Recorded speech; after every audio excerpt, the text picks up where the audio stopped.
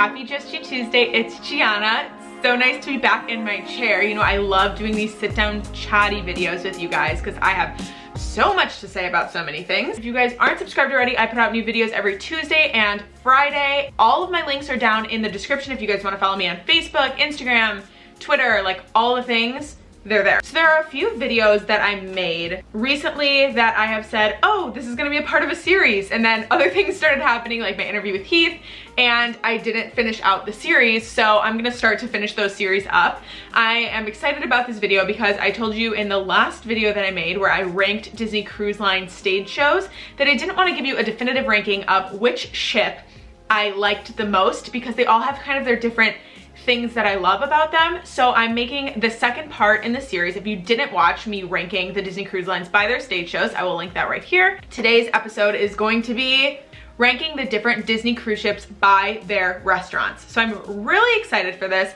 I actually messaged my friend Shannon, who has been cruising with me, and I was like, hey, what is your list? I'm so interested. And she brought a totally different take to the table than what I originally had. So it kind of made me rethink everything, and I'm really excited to share with you guys. And I have notes over here, so if I'm glancing, that's why, because I really wanted to tell you guys like the most true and the best version of this because I have a lot of thoughts on food on Disney Cruise Line. Just to start, I just want to say that when I was working for Disney Cruise Line, I have videos where I talk about how much I disliked the food that they give the crew.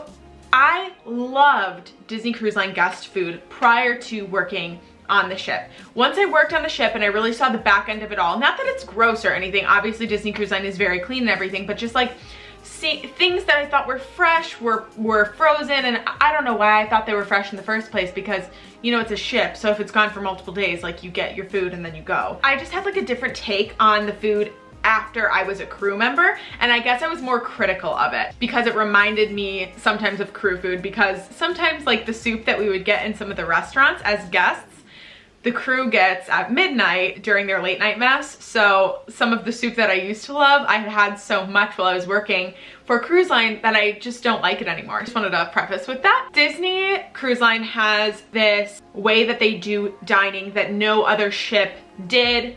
Other ships might do it now, but it's called rotational dining. So basically you don't make dinner reservations. When you get on the Disney Cruise Line, everything is handled for you. You get a key card when you step on the ship that says your dining rotation on your key card.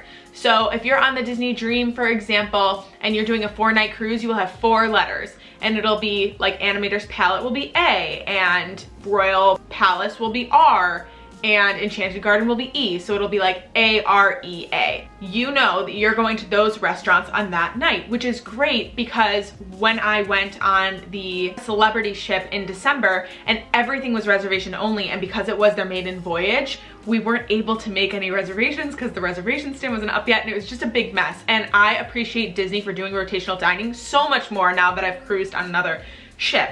So you also have a choice with what time your dinner seating is at. I would just always recommend, if you're my age or if you're sailing with older family or if you're not sailing with kids, basically take 8:15 because there is very few children at the 8:15 seating. All the kids are at the 5:45 seating. I've never personally done the 5:45 seating, but I know that Shannon has, and she has said that as well. 8:15 is just like nice and leisurely. It's not like sped up or anything, but basically there are 2 dining times and each ship has 3 restaurants that are the main dining restaurants. So yeah, that's a little background for you. I'm gonna tell you guys my top 5 favorite places to eat on the Disney Cruise Line, starting with the 5th, and then working my way up to my favorite. And there are so many restaurants to eat at. There's obviously 3 on each ship, like I said, but they also have Cabanas on every ship. That is like the kind of lunch place, the buffet. There are so many places, different places to eat on each ship, and I have eaten at every single restaurant on every ship in the fleet besides Rapunzel's Royal Table. When I went on the Disney Magic last was in October of 2017 on my Canadian Disney cruise, and Rapunzel's Royal Table was still Carioca's at that time. So Carioca's was the last place I ate when I was there, and I haven't been to Rapunzel's Royal Table, but I'm very much hoping that I can try that out soon. Let's get into it. Number 5 on my list. Now, this wasn't originally on my list, but Shannon reminded me how much I love Cabanas. So Cabanas is number 5. I know this must come as a shocker to some of you, but If you've seen some of my cruise vlogs, you know that Animator's palette isn't my favorite, and so that got knocked out early. Cabanas is my holy grail. When you know you're going on a Disney cruise and that first day you get on the ship and you're like, I'm going to Cabanas today and I'm gonna get a big old bowl of shrimp. But that's not the only reason I love Cabanas. Cabanas for breakfast has pog juice. If you guys don't know what pog juice is, they have it at the Polynesian. They have it all over in Disney World, and it's passion fruit, orange, guava. That could be it, but it's so delicious, and it's just like so like quintessential Disney is pog juice. It's amazing. And they have that in the mornings there, which I love. They have those hash browns that taste like McDonald's. I know this is all like so garbagey, but it's vacation food. It's so good.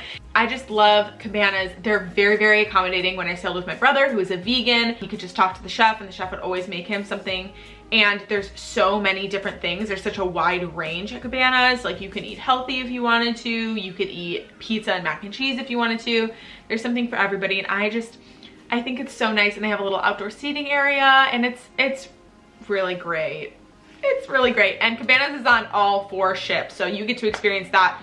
If you go on any Disney cruise, you get to experience Cabanas, which is awesome. Okay, so my number 4 restaurant is Royal Palace. So Royal Palace is on the Disney Dream only. The Fantasy has a similar restaurant called Royal Court, but Royal Palace is my spot. Now, when I was working on the ship and we got a night off, so when we got off at 8 o'clock, we were able to put in a request to go to a dining room. And if Paulo wasn't available, my very next favorite place to go was Royal Palace, because of one thing and one thing only. And it is that dang oven baked salmon royale. It is so good. That is some of the best salmon. It's so tasty. The way they cook it, the mashed potatoes that it's on, it is so good.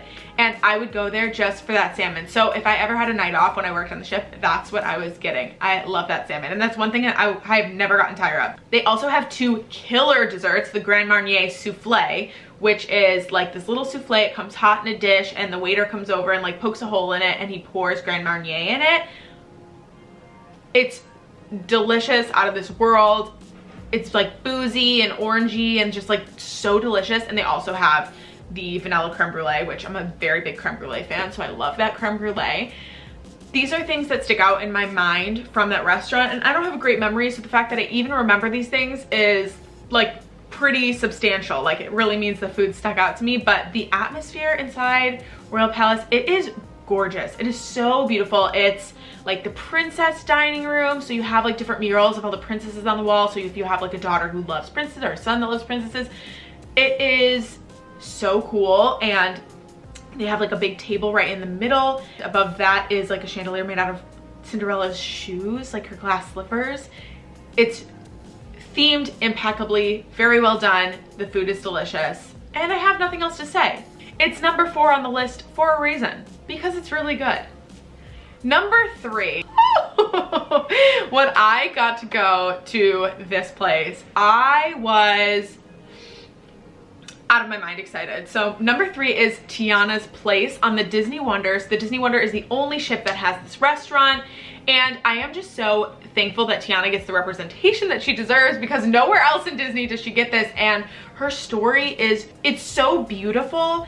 And like New Orleans has like such a rich culture, and like her colors, like the green and the like bayou, and it's just like, it could be done so well, like especially in like New Orleans Square in Disneyland. But like, of course, like nothing of hers is there. So yes, it is frustrating because she is my favorite princess, so like I want her to have some things, but they really did it to the max on the Disney Wonder, and I'm so excited for it. And Shannon and I went on the Alaskan cruise, and we really went for 2 reasons: Tiana's place and to meet Remy. And then of course Remy came to Epcot like literally a minute after we got off the cruise. I digress.